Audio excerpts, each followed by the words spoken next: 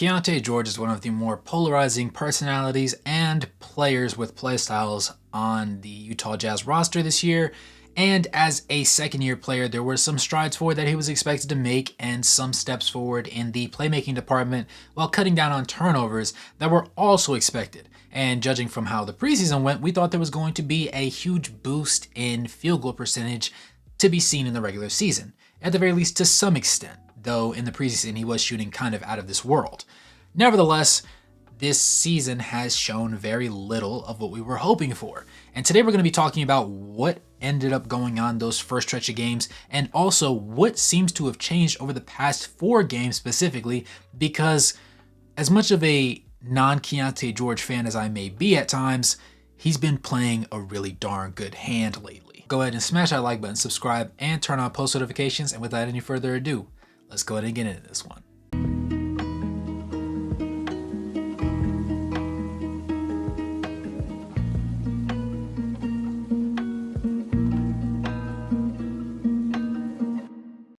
So to break things down and give a little bit more context from a numerical standpoint, if you are new to the channel or if you just don't watch Keyonte George play, he is the rookie point guard from last year that is now in his second year, trying to make a name for himself and prove that he should be the starting point guard for the Utah Jazz and a core member of that roster going forward.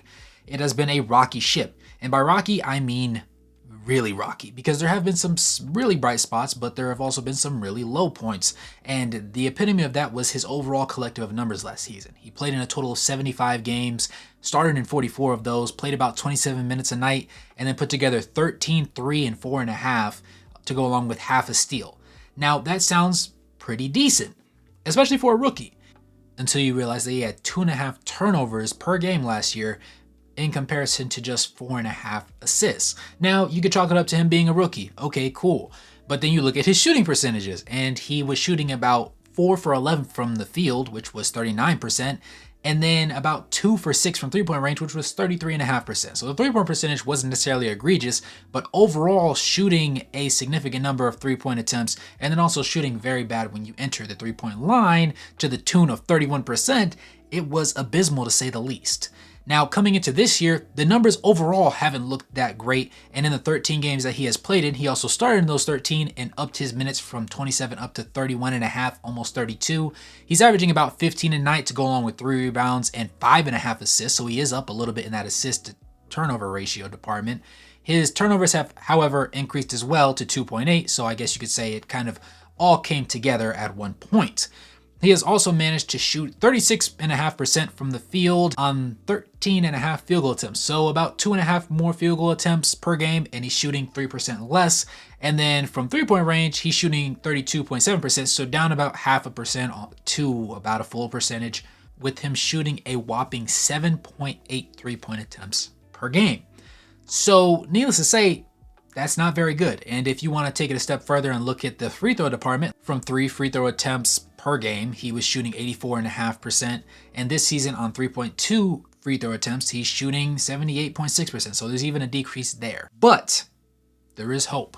And I'm going to go ahead and paint a little bit of the difference out for you guys, because to me, I was really this close to saying, can him? Because if you'll remember last year, the reason the DeJounte Murray trade didn't go through was because they wanted to have Keyonte George in exchange as part of that package. Atlanta did. Now, the Jazz said no, Danny Ainge said no, and the rest of the season, things did not look good. He had one really, really good game after a really, really bad game against the Golden State Warriors. And then there were a couple other interesting matchups and interesting games that he played. But other than that, there was a lot of low points as to the tune of that 39 and 33 overall shooting percentages and that 2.5 turnovers. And this year it's not much better. In fact, it's worse. But if you take into account everything that he's done so far and look at the numbers from the first 9 games that he's played in comparison to the last 4, and I left in one of those games from this most recent 4 because he had a really good game, then he had one where he really stunk it up again, and then he's on a streak of 2 really solid games. So I want to go ahead and give him a little bit of praise for that. Because it's going to be few and far in between, but this is the strongest stint of 4 games that I have honestly seen him play from both a defensive standpoint and an offensive standpoint. But the offense is what we want to focus on because he just has been really, really rough shooting the ball, like really, really rough. And to put this into context, looking at the first 9 games of the season, he averaged 14.9 points to go along with 3.1 rebounds and 6.1 assists, which sounds really good. 0.4 steals and 0.1 blocks. He shot 32.3% from the field on 14.4 field goal attempts, which is terrible. There's no slicing it nice. He also shot 29.3% from three-point range on 8.3 3-pointers per game. Now that's bad, because the idea is that if you're not a really good shooter or you can't shoot a certain type of shot, you should avoid that shot as much as possible unless you're forced to take it. So there's no way that he got forced to take 8.5 threes a game on accident. It doesn't just come within the flow of the offense. Now, some of his misses are shooter's misses, and then other ones are just kind of the head scratching, why would you take that kind of look?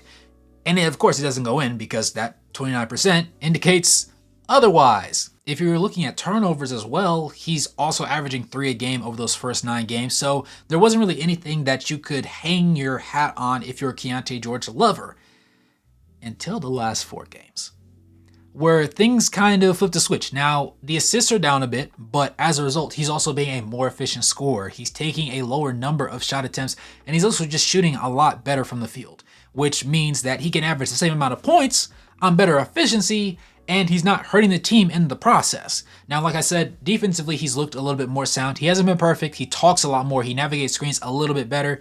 And there's some other improvements that I would like for him to make, but overall, I'd give him a C plus B minus on that side of the floor.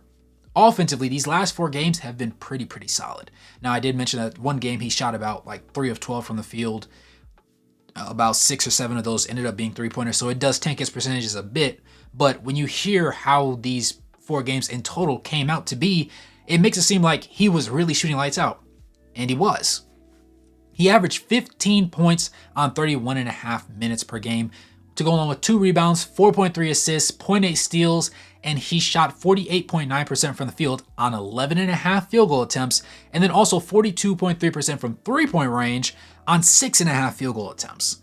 Now, from the free throw line, he's only attempted 1.3 a game, and he's hit every single one of those. So it's in stark contrast to early on in the season where he was shooting 75% on the rest of them. His true shooting percentage over these 4 games is 63.5%. And then from a turnover standpoint, it's at 2.3, which isn't great. It's not terrible. It's just a little bit better than where he's been at. But that efficiency over 3 out of these 4 games is what really takes me over the edge and makes me hope that he can kind of keep this up. I don't need him to be perfect. I just need to see improvement. And honestly, him shooting 49% from the field and 42% from 3-point range isn't something that's super far-fetched for him. Considering the fact that he takes so many 3-pointers, it will obviously take his percentages down a significant margin. But I believe that as long as he understands the game a little bit better, he would be better suited as a 2 guard. I know that they wanted to see how well he could be a point guard, and they wanted to not necessarily force the issue, but it was one of those things where they wanted to make sure for certain he could not run the point guard spot before they say, hey, we need a point guard. And I've obviously been a proponent for Colin Sexton running the point guard spot. It just makes better from a matchup standpoint. And then he's also just been the better passer, particularly last season. And coming into this season, he's had a couple flashes, but overall they've really handed over the keys to Keyonte George and told him to, make something happen.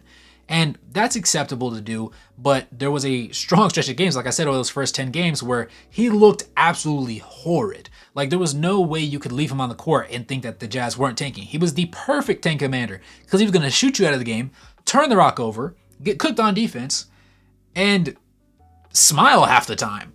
Now, he is a young guy, and he does deserve the opportunity to make mistakes and get better. And mind you, it is only 13 games into the season for him specifically, but 13 games is over an eighth of the season, which means you have a pretty decent sample size to, at the very least, speculate what somebody should be going forward. And even after these 4 games that he played most recently and played pretty solid, overall, as I said before, his overall field goal percentage and 3-point percentage are still down from last year. So there's a larger chunk of his numbers coming from garbage than there is from, positive spots and well-cooked meals.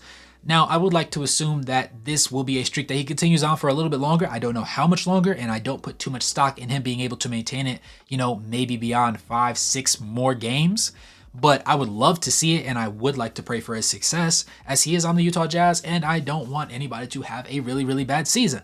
And he's also just a young guy that's trying to find his way in the league, and he has a roster and a team that really believes in him, and the front office seems to believe that he should be a really big cornerstone of this roster. And obviously with Taylor Hendricks being down and Bryce Sensabaugh getting very minimal to no minutes at all at this point, he is the shining star from the last year's draft class for the Utah Jazz at the very least, and he needs to produce something. It doesn't have to be great, but it should be better than what it was last year.